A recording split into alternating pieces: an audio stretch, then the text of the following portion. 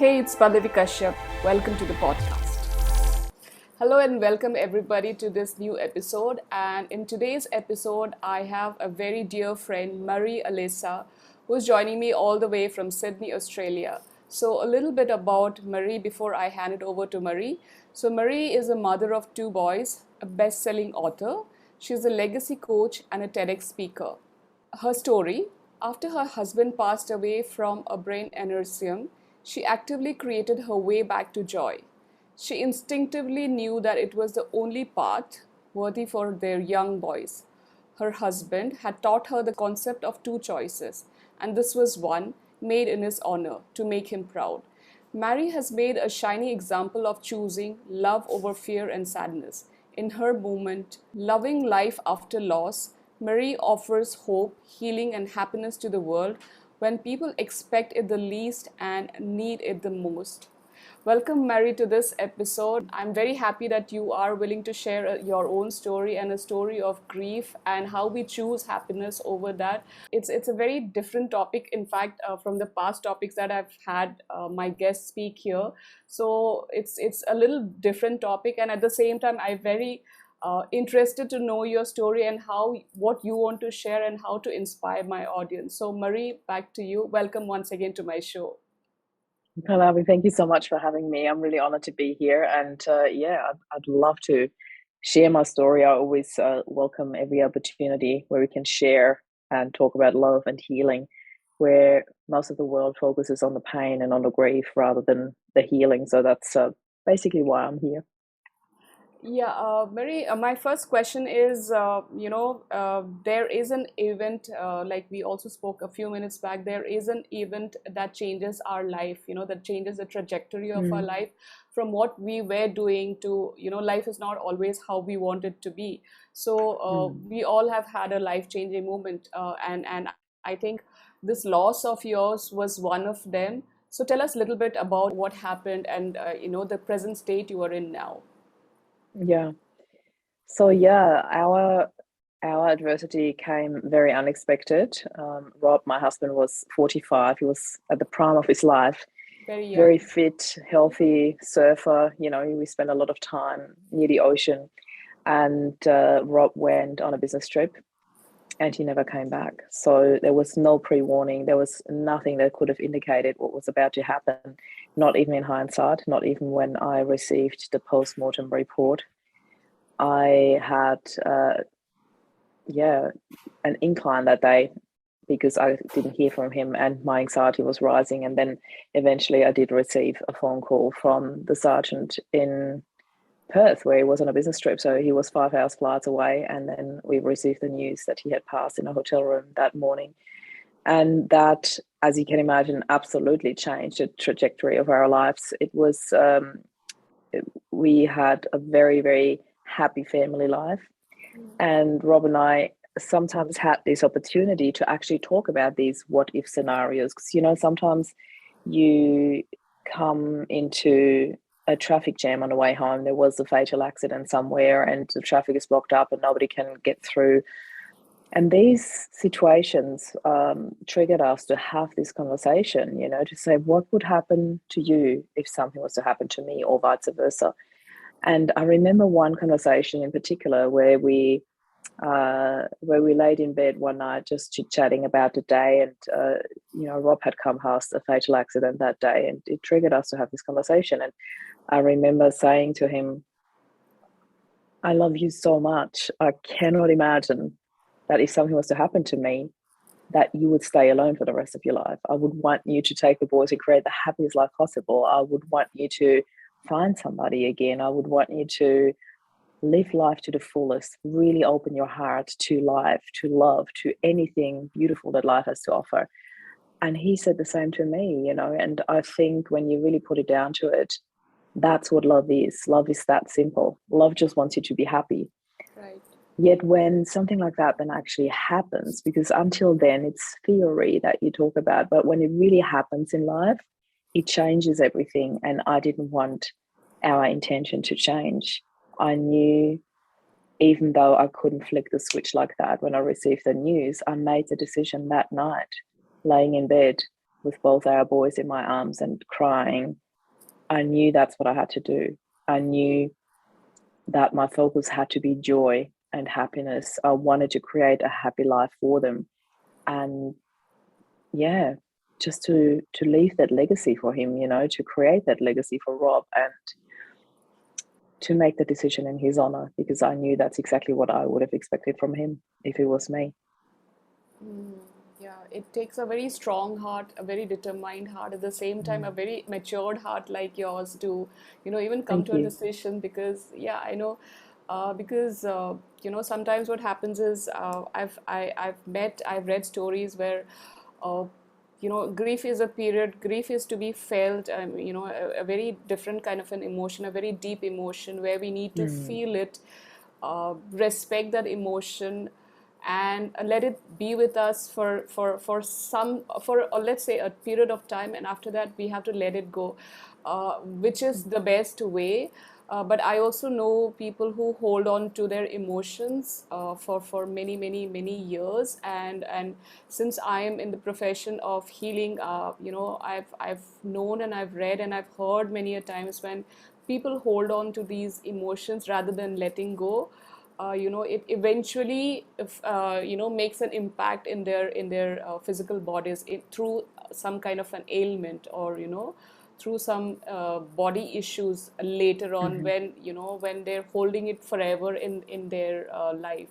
So mm, for your case, you said, you let it sink in, you had that emotion for a period, but at the same time you also knew that, uh, what next, what do need to do next for the boys, for Rob's happiness, for you to mm, continue life through this. Yeah, you also mentioned working on Rob's legacy, and you also mentioned mhm. in your bio that you are a legacy coach. So I Yeah. wanted to understand, I've heard this legacy coach a bit, so I wanted to understand exactly what a legacy coach is. And also for my audience who's listening, maybe I'm Mm, asking this on their behalf as well. yeah. I'm glad that you asked, because so many times people ask me, what is it that you actually do? And it took me a while to actually put into words what it is that I do, because I didn't think about what I did. I just acted based on instinct. Like everything that I have created, every healing journey, every program, every retreat was based on my background in mindset coaching, combined with my experience that I personally had. Of first, um, my dad passed when I was 20, and then my husband died when I was 45. When we were 45, we were roughly the same age. And that these were two very, very different experiences. Yet in both cases, it was important to me to leave a love legacy for these people that I loved so dearly and that loved me so dearly. I wanted to create something that would make them proud. I wanted to work on the legacy that they are leaving behind. I wanted to help that. I wanted to create that. And the love legacy that I have created for Rob is the movement that is now called Loving Life After Loss. And that's why I decided, because people in our society always want a title. They want labels, they want titles, and that is not coming from a negative point. It is just that this is how we work as a society. We need labels, we need names, we need things. And that's why we create so many things in the space of grief, because we are searching for something that we cannot name. And in the same token, when I thought about how do I actually explain what I do, I thought that's exactly what I create. I help people that have experienced grief to turn that into a legacy. Because as you said, it's not about holding on to the pain. I don't want anybody to hold on to an emotion that is hurtful. It doesn't matter what emotion that is, whether that is grief or sadness or disappointment or fear, anything that is a negative emotion. I don't want people to have to hold on to that. But what I want people to understand is that they can coexist. So, contrary to what most people believe, you are going through this period and then you move forward. It's not like it works. Grief is not linear. There is no time frame to it. There is I made the decision to focus on happiness very early in our journey. In the first couple of moments, actually, of Rob's passing, I knew that's where I had to turn. But could I live it instantly? No, of course not. But there had to be a decision to actually choose something that you want rather than what you don't want. Did that mean that I wasn't sad anymore? No, of course not. But I did create something where both could coexist, where I had waves of grief coming in and where I had my tears coming out, and I laughed and I smiled and I sang and I chose happiness. It's not a but or if or either or, it's an and. And that is what I find so important. What society doesn't teach us. Society wants linear processes. They want step by step. First you do that, and then you do that. First you grieve, then you move on. It doesn't work like that. And there's also another myth I want to bust while we're on that topic. Grief will stay with you forever. That's only true if you choose that to be true. I certainly did not choose that. And I know that grief is not staying with me forever because it's not here anymore. I have worked through my grief. And yes, I still have moments where sadness comes and visits, and I sit with it and I allow it in, and I still choose happiness. That doesn't mean that I will be grieving forever, but Rob will be in my life forever. He'll have his legacy in my life forever. I see him through my boys. I see him in so many things that we have created in our home, in our lives. There's always that and experience that I want people to understand. And it's not an either or but, or first then that. Yeah. Hope that makes sense. I love the way you explained with the and. It's not if or but or Yeah. it's very beautifully explained because I've never, to be very honest, I've never heard of this kind of a definition or this kind of an explanation, and which is why I love speaking to guests like you know, who bring in a varied perspective and make us understand. And at the same time, I also during the initial times I also mentioned that when you're holding on to grief and you're not releasing it, it's when it kind of harms your body because it doesn't Yeah, find any I outlet. agree. So Yeah. like your process was you experience it, but then also find reasons to be happy around, you know. So it was very Yeah. beautifully done. Yeah. Uh, Yeah. Thank you. yeah. So I wanted to ask you, like, see, it's, you know, and it also depends from person to person. Like I also said, you seem to be a very strong person, you know. So it also depends from You got person me to, there. yeah, because the way you explained it and you are very calm and composed, so it gives me, it, you know, adds up to that. So I was just thinking it depends from person to person. So maybe for you it was like that. So for your clients who come into you, how do you work with them? For somebody who's on the extreme side of, you Yeah. know, the Yeah. Yeah. Yeah. attachment kinds. So how do you I work with? love I love that you asked me that, Pallavi. It's a very valid and very important question. So thank you for that. Like, I feel that as a society, we are very quick with solutions. And I put that under quotation marks because very often they are not really solutions. They are, as I said, labels, people. And this is another myth I want to bust right here before I get to answer your question. The 7 stages of grief or the 5 stages of grief or however many, everybody's got different numbers for that now because they extended it. And the 5 stages of grief were originally talked about by Dr. Elizabeth Kubler-Ross, who's quite a well-known author in the field of grief. Yet her intention was never for those stages to be for grief. They were for terminally ill people. Yet people still refer to them as stages of grief, although they are not. When you think about it, the anger, the bargaining, the denial, they're all stages for terminally ill people, not for people who are in grief. So rather than trying to give something labels where there are none, or trying to give something names for the lack of having any idea what to actually say or do in that space, I think as a society we really need to learn to listen. And this is the very first step that I do, because for me that is, I call it picking people up from where they're at. Because as you said, everyone's journey of grief is just as unique as the person actually experiencing it. So for me, it is important that I know where I pick my clients up from. So for example, the retreat is a perfect example, because I hold the retreat with a very limited number of people. So I can really hold space for the people that are there. And yes, I do have an itinerary. I have, a sort of structure, because people want structure, people need structure, and I need structure to hold space for people so I know where I get them through. And in those 3.5 days, people really go through a 180-degree transformation.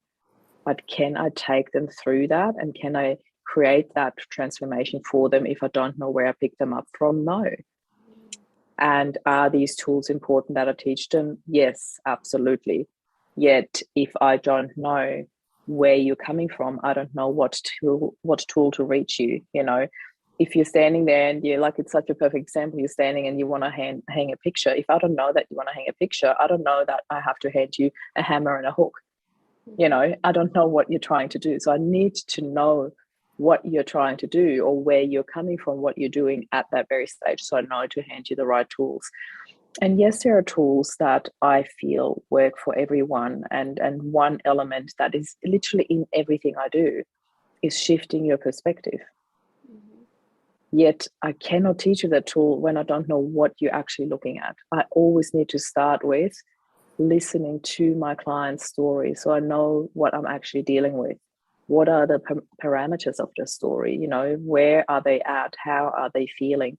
If I don't know any of that, I can't teach them anything. I can't show them a path to healing. I can give them ideas, but it is always important to pick people up from where they're at. So listening is always the first step, because when I know where they are and what they're looking at, I can then help them shift their perspective and step into empowerment and healing.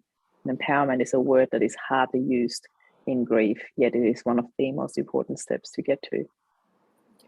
And it is also like the willingness and how much the participant or your client is willing to take the effort to come out of that situation. Because yes, 100%. because at times there are clients who would be like, okay, I want the mentor to solve all my issues, and that never happens until and unless you are committing yourself, Yeah, and that absolutely. commitment goes more than the mentor. I You agree. mentioned, yeah, sorry. So you mentioned about therapies. Are there any special therapies, or if you would want to mention any special therapy that you do or work with your clients on? For example, like a meditation could be a therapy, or Okay, sound yeah, healing could be a therapy yeah. that way. So there are, as I said, there are different tools that I use. One of them, shifting my perspective, I really, really like that. I also have various meditations that I have created for people. I like taking people on visualization journeys with me where they can really work on that. A very, very big element in the space of healing grief, because I always say, healing is a choice. That's Yeah, what you just said before. You cannot come to a mentor and say, fix me. yeah, It's not possible. You can't go to a therapist or coach or anybody and say, fix me. You need to want that. You need to want that healing. And this is why I love it so much that our movement is called Loving Life After Loss, because it also works as a filter. People who are not somewhere in their heart wanting that part, that loving life after loss, don't even apply to join a group like that, if that makes sense. So that works as a name of the group and as a filter as well, and also to give them a bit of a heads up what's coming. Yet one element that I've found super important in the space of healing, when you do choose that you want to heal, is I have created this process, and I called it the re-identification process, because identifying who you actually are is such an important part in this whole journey, because it's literally like you're recreating yourself. It's like the phoenix out of the ashes. It's like there are so many beautiful analogies that you could use here. Yet fact is, this is part of the re-identification, but also part of the shifting your perspective. Once you can look at an adversity as a blank canvas, this to me is where the healing starts, because every adversity also represents a blank canvas, a complete fresh start. And it is up to you to choose whether you want to paint it or not, what colors you want to use or not, whether you are going to reuse the same colors that you used in your life before, or whether you're going to add new ones or add completely different ones. There are endless opportunities and choices in every adversity. And it's not as easy as many people go like, oh, stop staring at the closed door because then you miss all the open doors in front of you. yes, it might be that simple from the outside perspective, but it's not as simple for you when you're actually going through the emotional hurdle, the emotional turmoil, where you really feel like you're reeling. You don't even know where to start. So for me, there are different steps involved to actually get people to the stage where they can even see opportunity in their adversity. Because when you tell people that too early, too soon, it might feel like a slap in the face for people who've only just experienced that adversity. So I think it's really a very fine-tuned process of feeling when you actually say what to people. And I think society is lacking that a lot, and they revert back to their very old-fashioned, very well-rehearsed "my condolences" or "I'm so sorry for your loss." And I'm not saying that there isn't a good intention behind that. And in particular, that "I'm so sorry for your loss," it's a very ambivalent situation with this phrase, because I know people mean well. But when you are standing in a condolences line and you hear that hundreds of times, one after the other, it loses its meaning. It loses its positive intention after the third or fourth, and then you still have to listen to it for 100, 200, 300 times more. It becomes torture. I'm sorry to say that so bluntly and so openly, but it becomes torture rather than a good intention. So I believe sometimes it's even easier when you are the person in the condolences line waiting your turn to say something, to actually say what you really feel inside, which might be, "I have no words," or "I'm completely lost for words what to say," or "may I just offer you a hug?" Things like that, like really trust your intuition, listen to your heart, rather than converting back to something that 400 people in front of you in the line might have already said. That's just a little side note. Interesting. And we grow as a person through these incidents, through these kind of life events that we come across. So, If we choose to, yes. so how have you changed as a person compared to when Rob was with you earlier versus you now? Yeah. Just yeah. Mm. Strength is the first word that comes to mind. I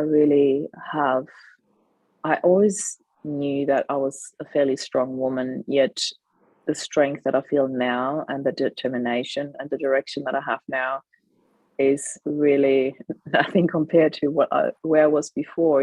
Before I had my coaching business, where I focused on um, mindset, and I work with a lot of business owners to help them with their personal growth to then achieve business growth, which was very much based on mindset and money story and all the beliefs that people have that hold them back.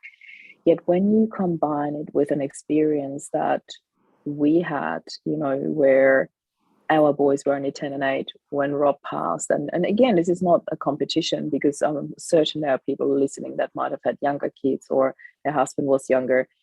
Yet what I'm coming to is the choices that you make in this adversity is what really makes you or breaks you afterwards. And we do have the choice. I have spoken to so many moms. I'm going to use one very generic example here where so many people might be able to relate, that come up with phrases like, "Well, I had no other choice. I had to do it for my kids. I had to move on. I had to move forward." And I always look at them and said, "No, you didn't. You chose to."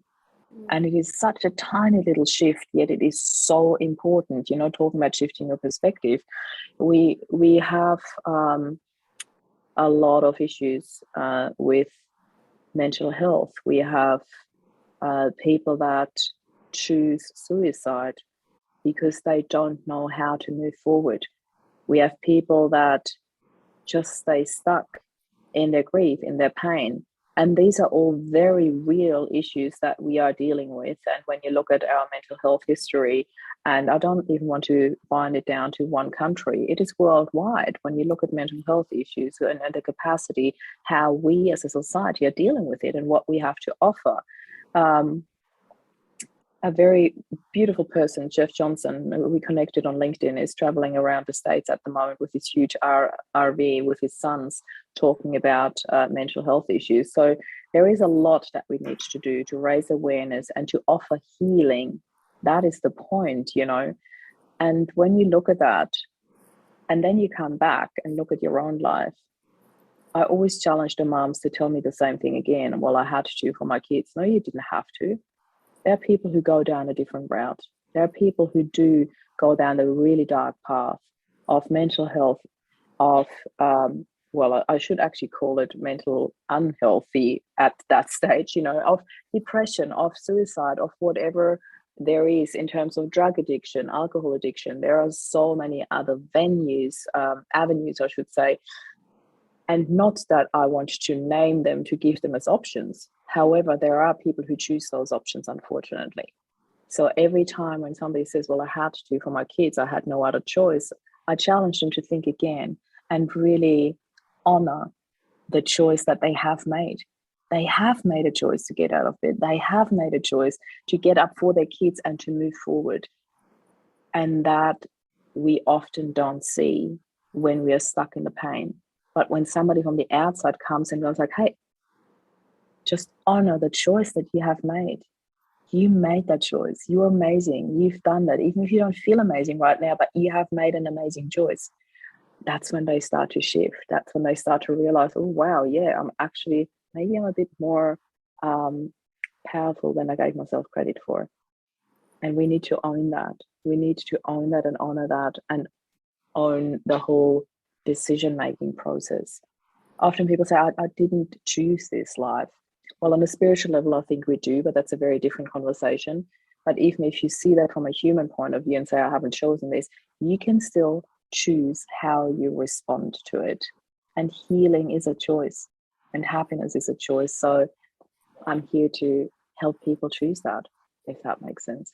Yeah, I loved your bit on perspective and how we choose, and Yeah. it it starts from choosing the right thoughts, talking the Mm. right things, just the Mm. right choice of words. Because a Yeah. small, I'm doing it because I have to do versus I choose to do it because it so much makes a difference. So very Yeah. well said. Yeah, the Thank choice you. is ours and how we work on it is ours. You very briefly mentioned the spiritual side of it, and I'm very Hmm. interested in the spiritual Of part. course you So would be.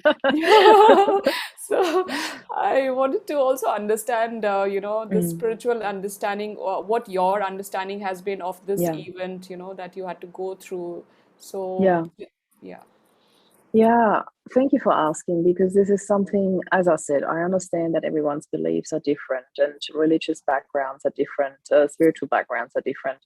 I was very lucky that Rob and I had a lot of conversations about our spiritual background, and we also challenged each other in our faith and um, learned a lot and moved a lot together through all these questions and talking about things openly. And one thing that became quite clear to me over the course of probably the first few months of working through the adversity was I had this epiphany of this is all part of our story. This was our soul contract. We have chosen that. We have made this soul contract before we got here, that we have chosen to do this. And that Rob's passing, as incredible as this sounds, was also an act of love from him to prepare that path that I then chose to walk with my boys, with our boys, I should say. And that is as much in a nutshell as I can answer that question. I very much believe in soul contracts, and I very much believe in there is a huge, huge purpose behind all of that. And that really put me at ease. And I really love that I can see that now. And it feels very beautiful. And I'm very grateful for the many gifts that I have received through his adversity. I think how I understand it is, I think what you're doing is your purpose, and Rob had to come and give you that much partnership, and like you Mm. mentioned about the soul contract. Yeah, Mm. it was, we already, I mean, when we were in the soul form, we already knew what we were meant to do in this lifetime, but it's just once we come here we forget Yeah. you know. And yeah, and your Mm, or in this lifetime contract was that much, and yeah, like I said, we have forgotten. And I think he mm, prepared you for you to continue this journey further. And I mm, also, when I was listening to your story, you've always had conversations with your husband, Rob, and you've always had these kind of conversations like what after or what if, mm. you've so it's Yeah. like he kind of prepared you a bit, if not Yeah. 100%, but at least 25%, because through your conversations, through your questions and answers, Mm, your discussions, it just gives me a feeling that, yeah. I mean, we all do also this kind of conversations, but we never know. But your conversation, since it's a real life, your story, Mm. so it kind of prepared you, and when he is not there, I will. What if he's not there? Mm. I can still do Well, this. Pallavi, I think it's also like I strongly believe that now, and I understand it very differently now because when my dad passed and I was 20, I told you before I was not very well equipped in terms of dealing with the loss. And looking back now, I know for a fact that one of my biggest gifts in losing my dad at such a young age was that I lived a life with no regrets afterwards. I said everything I had to say to everyone who wanted or didn't want to hear it. I run around like when you ask my boys, they're so used to it now. But when like walking with me on the street means like you'll be part of many conversation with strangers. I just tell people when I feel something, I have an intuition, or I see something that I really like, I stop and tell the person. Sometimes I even walk back because I'm like, why did you not tell him or her? I'm like, hold on, I'm going to go back and tell this person. And I just say something to people that really feels important to me. I have left love notes for couples. They were just oozing love, and I had to tell them how beautiful that is and how important that is to capture these moments. And I left little love letters for them when I left the restaurant, and left them on their table when I walked out. I've done lots of things like that. But in terms of my relationship with Rob, the most beautiful part was that I never left anything unsaid or unthought in terms of if something came up, I wanted to talk to Rob about it. In the 12 years that we were married, 13 years that we had together, there was not one day where I didn't tell him how much I loved him. Not out of fear that I could lose that Yeah. one day at all, but because out of, oh my God, I would burst if I can't say it to you. It means so much to me. And I was lucky enough that he was the same. So I think that was a gift in my dad's passing that I decided I won't ever let that happen. When the day comes that I need to part with people, I want them to know what they mean to me. And Rob certainly knew. I had no regrets. There's always the, oh, I wish I had more years, no questions asked, but I had no regrets of the relationship that we had here. And I am 100% certain that he knows what I felt for him. There's no doubt in my mind. So that's the beautiful part of it all. Yeah, it's very beautiful. What I'm grasping from your story is also that, uh, live in the moment. You find Mm. something beautiful, compliment. Don't wait for that person to compliment, or don't wait for Yeah. that person to, so it's like Yeah. living in the moment, and with no regrets. Uh, Mm. so this thought came to my mind. There are people with a lot of grudges. So with your Mm. father's incident, it also uh, tells me. I mean, it's also telling me also that if you have any grudges, then sort out, because we don't know what the next Yeah. moment is. Yeah. So what do Oh. you? Yeah. So it's really eye opener for me. So what are your take on what's your view on grudges? Many people have grudges. They don't talk. There's so much Oh God, I love this animosity. question. I love it so much.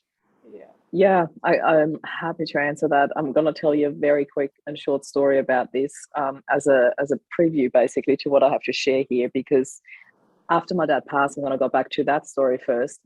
I had about a year of running around like a preacher's daughter. Seriously, I was telling everyone who was bitching about their parents and my mum this and my mum that. I was running around and telling everyone, you have to make peace. You have to make peace because you never know how long you've got them. And I was in this full, I've just lost my dad. And how dare you speak about your mum or your dad like that? You have to make peace with them. And then all of a sudden it hit me. I was like, oh my God, you are the biggest hypocrite, Marie.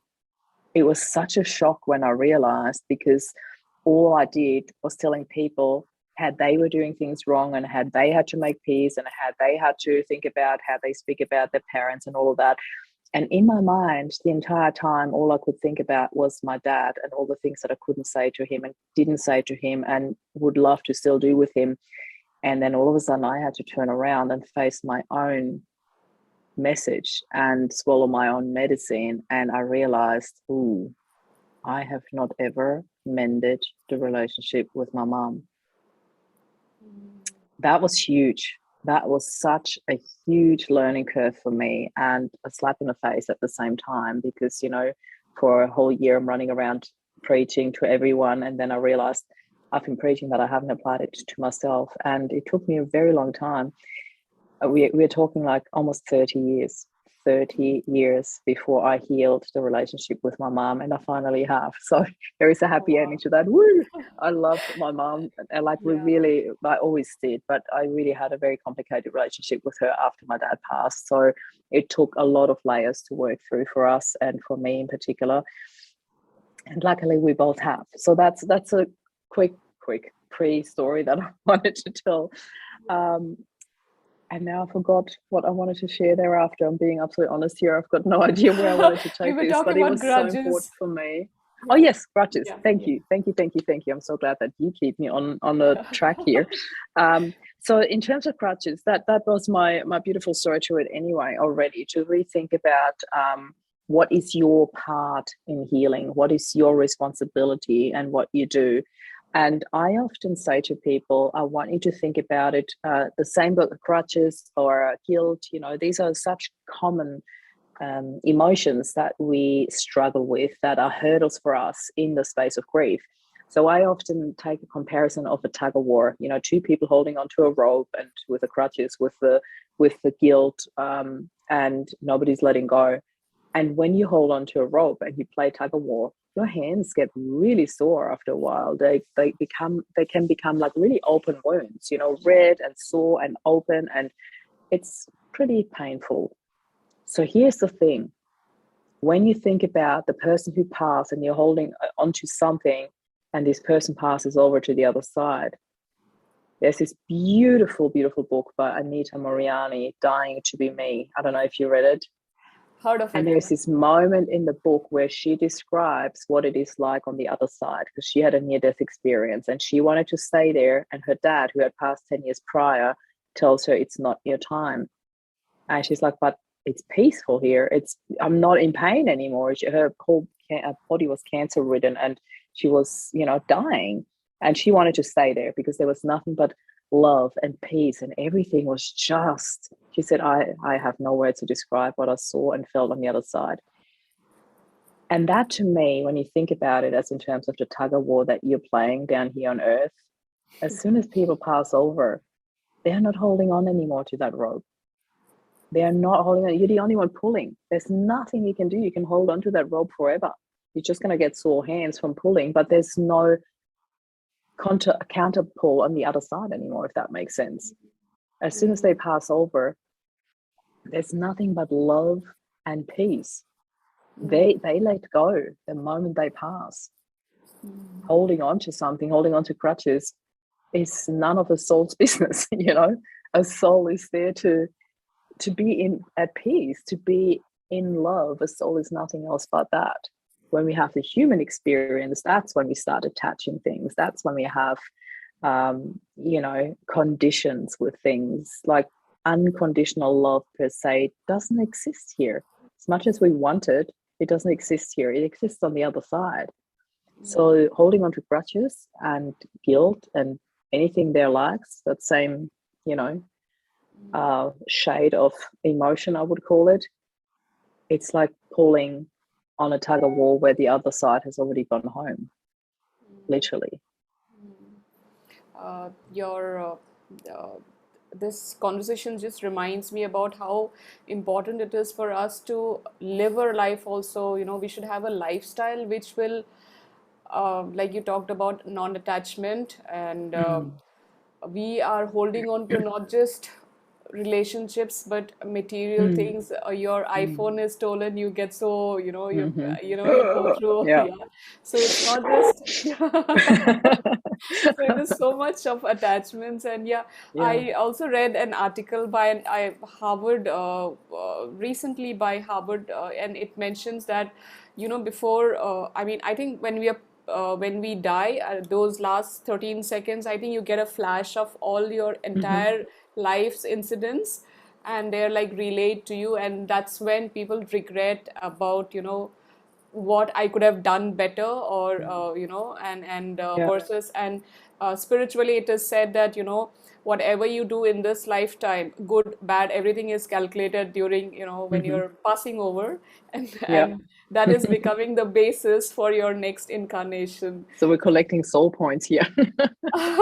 So yeah, for us it's yeah, that connects me to, so you choose whether you want to be Mm. living a beautiful life, or you Yeah. want to be a nasty human being and doing all, Mm. just troubling others. So it's Yeah. again, everything is boils down to our choices.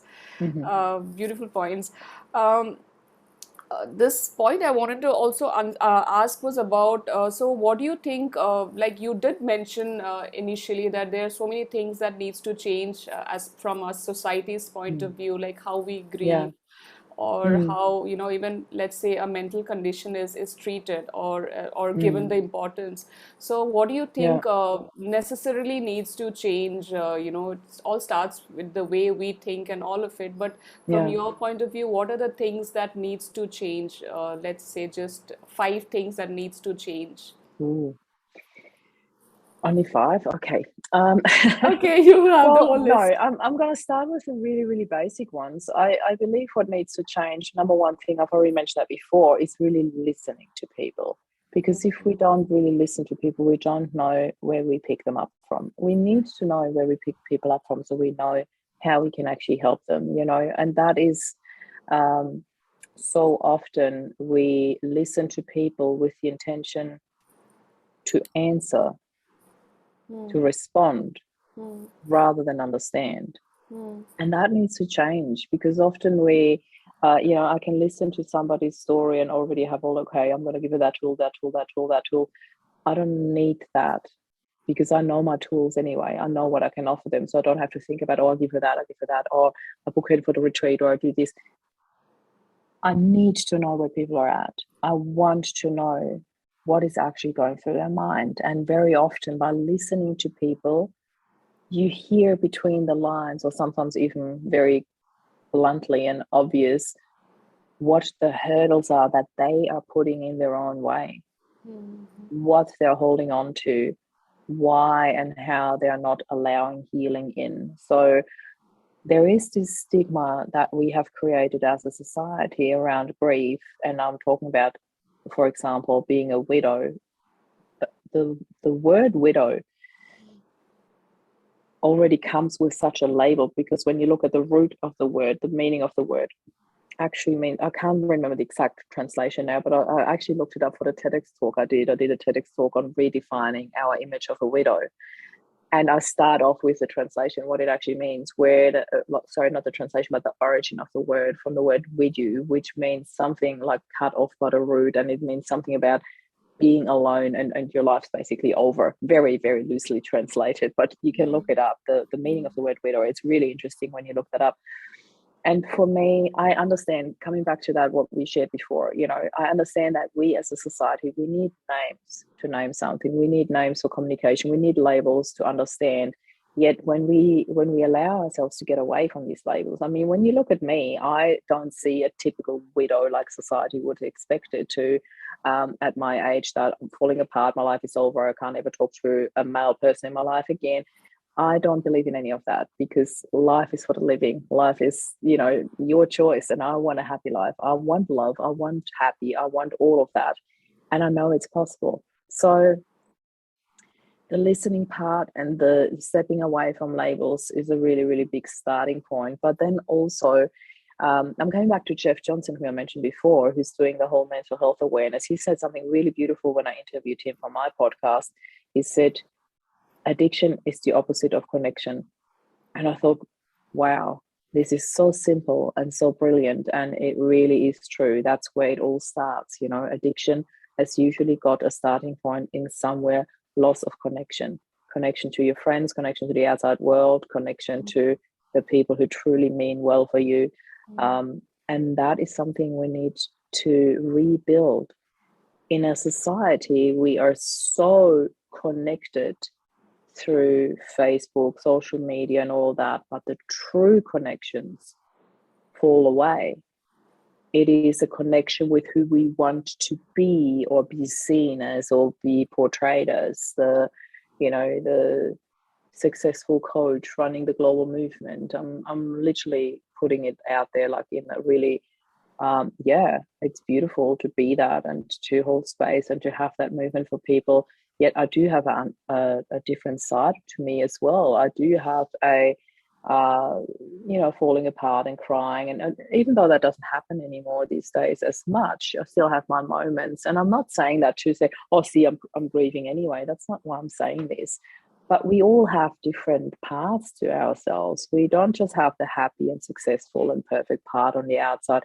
We all have different moments. We all wake up with a bad hair day one day, or makeup down here, or whatever, just putting it out there. And that's probably not what we want to have as a selfie, as our Facebook profile or LinkedIn profile.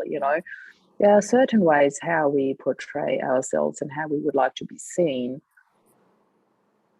But where we need to be seen the most is in our rawness. And I'm not even saying weakness, in our rawness, in where we really feel the most and want to be seen and want to be held. Because it's easy to hug someone when we're all happy. But it's not as easy to hold space for someone when they're actually really raw and really need that. So Facebook is an incredible platform. Don't get me wrong. I do personally have a bit of a love-hate relationship with it because of the way we use it, But we do, again, have a choice of how we use it.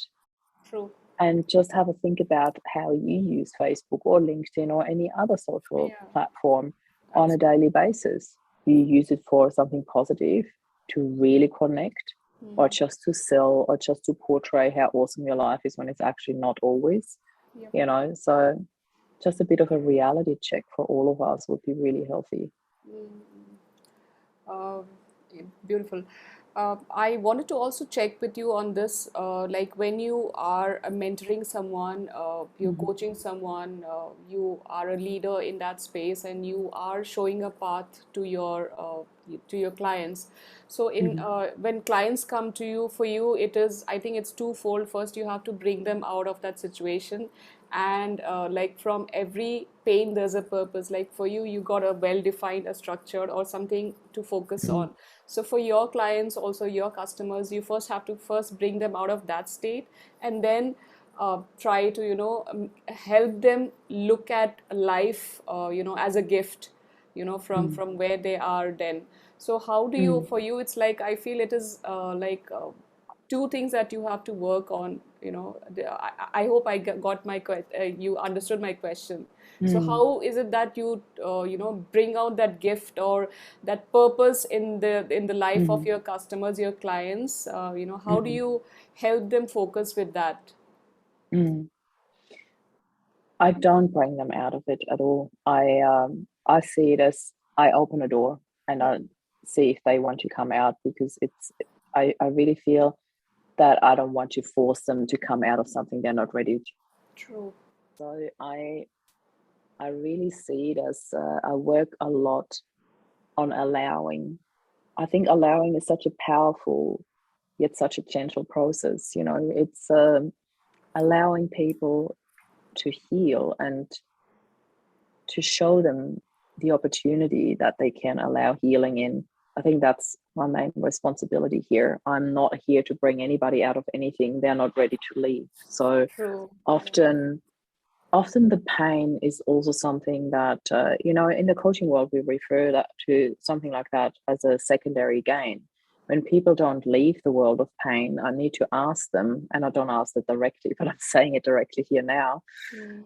We need to ask them, what is the benefit for you to stay in that pain? And sometimes it's as simple as, that's what I know, that's all I know. And I'd rather stay in something that I know than having the fear of the unknown. What would happen if I let go of that? And it's sometimes it's so simple that when you let go, then you'd get rid of the pain.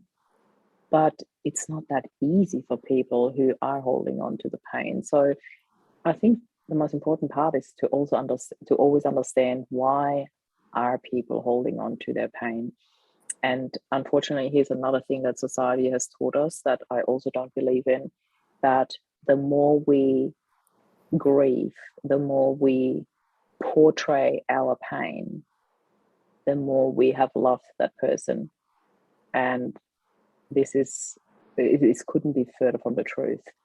There was so much love in my heart for Rob, yet I would not hold on to the pain and see that as, that's my most beautiful part, to show how much I loved Rob. I can't believe how much people actually believe that, how much society has taught us that as a truth, which it's not, it really is not. We need to relearn that. There are more beautiful ways to honor our loved ones. There are more amazing and really loving ways to honor our loved ones and to portray the love that we had for that person, rather than deciding, I'm going to hold on to that forever so people realize how much I still love. That is almost ridiculous to think about it in that way. And I say that with a whole lot of respect for the person actually feeling that right now. I'm not saying they are ridiculous. I'm saying it is ridiculous that society has taught us that as the only option. It's actually quite sad. Because when you look at other cultures like Japanese or even Mexicans, the Day of the Death, where they're celebrating the life of the loved ones, is so beautiful, the colors and the celebration and the love and the joy that comes out in people. And that is to honor them. Isn't that a much more beautiful way to honor our loved ones, rather than holding on to the pain and falling apart for the rest of your lives? Yes. Yeah. Which is very beautifully explained. Even in the city where I live in India, the way the departed soul is, they're celebrated, like how you said, I love it. versus where I'm originally from. During a ceremony like that, there is everybody is crying, and it's like the environment is very different, versus here they're celebrating. So for me also it was very different, like why would they celebrate? But I understand now, that's the Yeah. most beautiful way to let them go. And also when we during the I just wanted to add this bit. So during those first 13 days, I think, the soul, when it's trying to leave the body, it's very, the attachment is very strong. So we if the more we are showing our attachment, our emotions, the more difficult it is for the soul to leave. So there are so many things that I think these celebrations that are done is because it is not understood by us, but there is a science behind it, or there are bigger reasons why celebrations happen when somebody leaves, compared to mourning and crying, which is Yeah. also important, which is also to be Yeah. respected. But yeah, Mm. different perspectives, and it just opens our understanding about the subject. Yeah, Yeah. so I think you've provided really very important stuffs, at least to me personally, about not Thank you. holding on to grudges. I think forgiveness also comes as a part of this. Yeah. The Yeah. more because many a times grudges is also because of you're not holding forgiving, trying Yeah. to forgiving someone. So yeah, a Yeah. lot of things, and living beautifully in the present moment, and giving your all to whoever is concerned, giving your love to whoever is around you, because if not now, then when? Because the Yes. next moment is not guaranteed. So very beautifully explained, Marie. And I think I've asked most of my questions. And if there's anything you would want to add from your point, or are we good? I'm good. I think you've Okay. asked amazing questions. I absolutely enjoyed our conversation, Pallavi. Thank you so much. Yeah, thank you. And for my viewers who would want to connect to you, how can they reach you? Where are you most active on the various platforms? Yeah, I'm definitely most active on Facebook and LinkedIn, actually. However, I believe the easiest way to connect with me would be my website. It's mariealessi.com. So it's my first name, last name.com. and you find all the links to every platform, to my movement, to, you know, to LinkedIn, to the Facebook group, to the books, the TEDx talk, everything I've ever done. And also our interview will be on this website. So yeah, you can really find everything, and also just book a chat with me on there if you want to just reach out in person. And Perfect. yeah. You also have a podcast that you mentioned, if Yeah. you know, and it's very much focused on the subject you're working on. So if anybody Yeah. wants to do tell us something about your podcast as well. Yeah, so the Loving Life After Loss podcast is actually in two parts. So one part is the Upspiral Grief interviews. So I have guests on my show who've got a positive spin on grief. They share their personal story on how they work with adversity and put it into something very meaningful and purposeful. And the other part is my Meaningful Mindset series. I do that every Monday morning. I share a topic, and it's only like 10-15 minutes, but it's always mindset based, and it's always small tools or topics that people deal with on an ongoing basis when it comes to adversity. You know, the latest one I did was what to do with your loved one's belongings. You know, people often don't know how to address that, what to deal with it, and how to deal with it from a mindset point of view as well, from an emotional basis. So there's always little topics, tips and tricks, amazing people that come into the interviews, and all of that is under the umbrella of the Loving Life After Loss podcast. Yeah. You Perfect. can also find that on my website. So it's all there. All right. Thank you so much, Mary, for your time. And I hope my viewers also found it very interesting and very helpful. And I wish you all the best, you know, in every project that you're working on. And I see the work that you're working on to help people. And I wish you all the best once again. And till we connect again, see you and goodbye. Thank you so much for having me, Pallavi. Thank you.